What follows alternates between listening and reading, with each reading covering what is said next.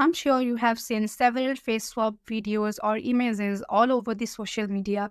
If you are also interested in swapping your face with any AI avatar, then this video is for you. So stay tuned till the end. So first of all, we have to generate AI avatar.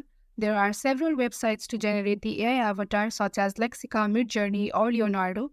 For this video, I'm going to use website called Lexica to generate the AI avatar. So type in lexica.art. So here is the interface of Lexica. Here in the search bar, type in a character to generate your AI avatar. For example, a female model. Select a suitable avatar for face swap. Click on the image to view it in a larger size. To download the avatar, click on the download button on the bottom right of the image. Now for the face swap process, open up your browser and type in remaker.ai. Here click on face swap menu from the navigation bar and you will be taken to this interface. Now upload the AI generated image in the first box. Upload your photo in the second box. And finally click on swap to see the end result.